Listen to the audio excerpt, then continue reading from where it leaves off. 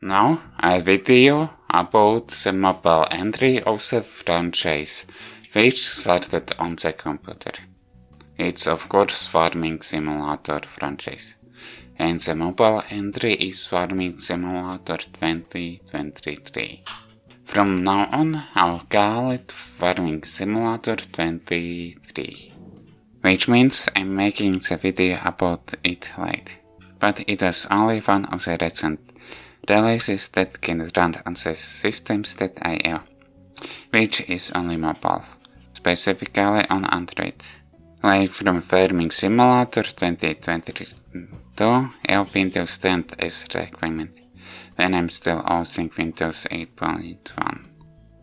Maybe I had chance to update it to Windows 10 without losing files, but now it's gone, and now I don't want to lose files on the laptop. I'll upgrade because it will be forced if I get a new computer, either a PC or laptop. Anyways, about this game. Still, I probably will compare it to the older computer and console release that I played in one way or another. Like in the friend's house, which I don't have, and I've seen some videos about those games.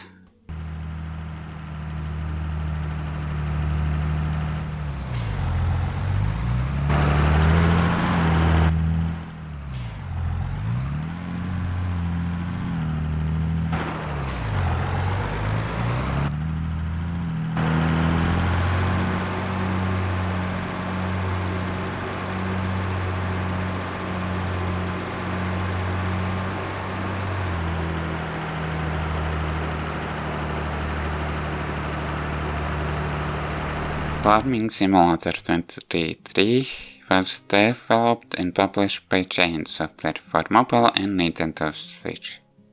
Of course, Nintendo Switch would get a mobile quality game. Because it is simulator in the title, then of course it's a simulator game, a farming simulator. So it simulates, or at least tries to simulate, a farmer's life food race to get rich by farm. Like using vacuums to plant crops, cultivating the crops, driving to sell the crops, mowing the lawn, saving the trees only with vacuums, caring for animals to get products from them, and more, or maybe more. But only if you own the land where those things are.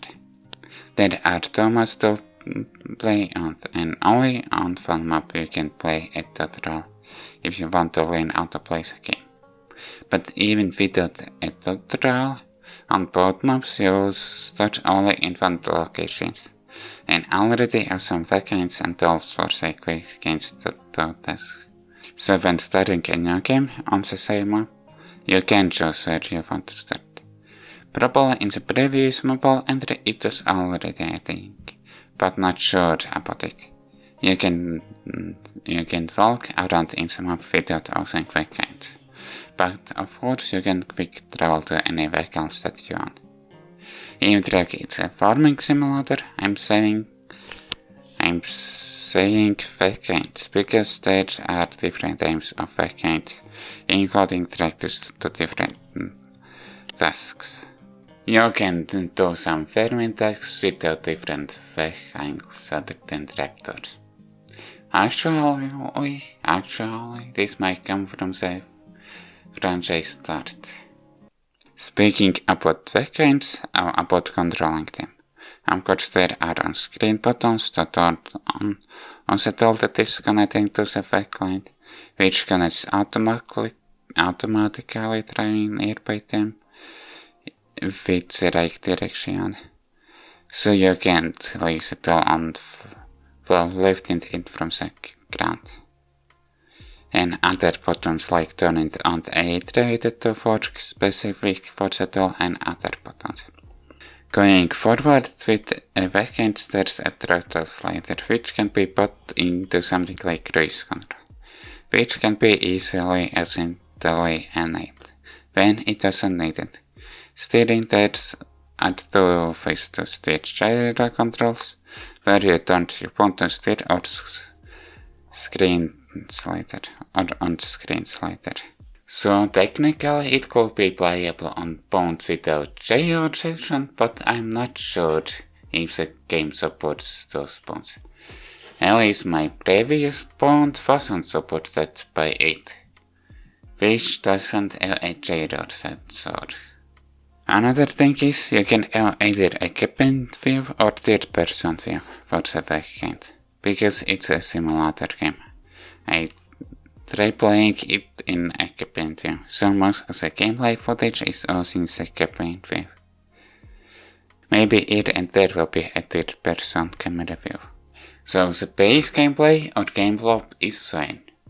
But now about missing stuff, which were on previous releases that were realized on computer and consoles, not on mobile releases, and other annoying stuff.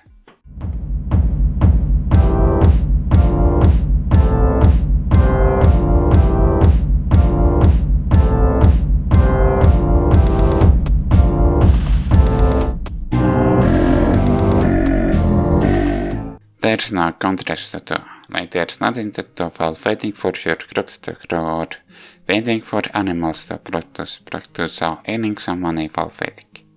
And even if there will be contracts, maybe you wouldn't be able to lease vacations because you can't do that even from the shop. You need to buy your own vacations and tools. Speaking about losing money, there isn't an option to borrow money from the bank. Or there isn't a bank to go into a debt, unless if you want to go into debt in real life. Yep, there are enough boxes in a game that I paid for.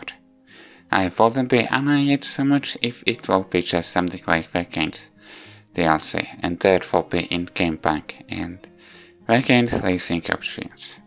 Contracts will be a bonus. Even then, it still gets annoying where there's only one weekend option to win in-game money, and the rest of the weekend options are something like DLC. But you can also buy in-game money with your real-life or in-net money, and that's why there isn't a bank option to lease weekends and no contracts. Like, come on, I already paid for that game, and you expect me to spend more for virtual currency in a simulator? In that case, it isn't a simulator.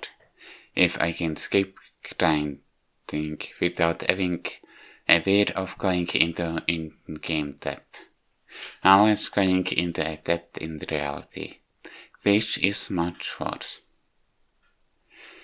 With this monetization method, it should be a free-to-play game. When it expects me to spend more money to progress a game. They should be earning money from the game. Okay, in this case that gold only when the game is published by the same company. If those details weren't varied after the game got published. But again, I already paid for the damned game. And there's something like DLC fictions to buy, which still limits sections that I can buy with in-game currency. That's why I'm making this video so early in the playthrough. Because there's nothing much to do in the early game, unless buying in-game currency or skipping months. Yeah, I said months, because a player character can only do one day's work in a month. Like in only one day night cycle, it already changed to the next month. Or at least that is the case when going to sleep. But I assume it's still the same if I stay awake at in-game night. Speaking of times, when time scale is set on faster, like 60 times, then that doesn't mean player character does a task slower than when time scale is set on slower speed. Okay, that is also true for computer and console release before this and probably also after this. But isn't that true? The player character does less work when the time scale is set on the fastest speed. or whatever the term is for it. There's stuff that can drain your immersion, whatever there can be for a simulator, like when the game detects conflicting save files between the cloud and local save, by having almost full screen pop-up warning me about it and making me to choose which save file to keep. Like you can detect which is newer save file, which in my case should be local save, and update cloud save from my local save. Or just a smaller warning. Heads up in Auth.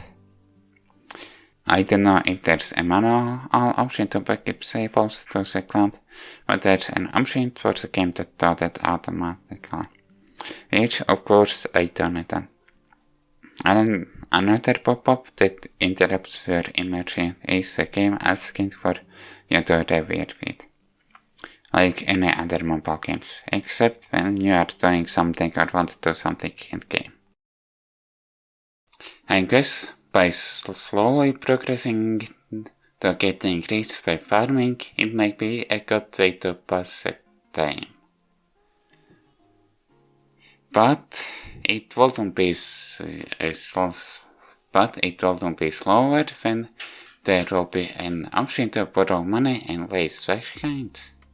If contracts will be added with those things, then maybe it wouldn't be slower, but without contracts, it wouldn't be so slower.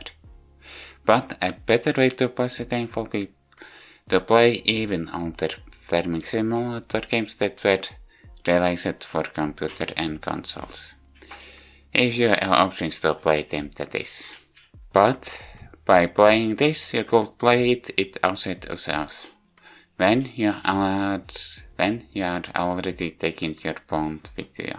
Technically, if you have a laptop, you could take it with you, but it still will limit where you can play it. For example, you won't be able to play Farming Simulator on the laptop when waiting for an appointment, or it could vary by establishment. With the mobile version, the simulator will be opened faster. It's a decent replacement when you can play computer or a console versions. Still, it's annoying there's in-app purchase other than something like DLC, which still gets annoying when there's limit on purchase with in-game money in a game that I already paid for. Okay, this might be because of mobile stores like Google Play and App Store, but the game could be even removed from the player libraries. I hope you enjoyed this video, and if you did, like the video, subscribe and comment. See you next time.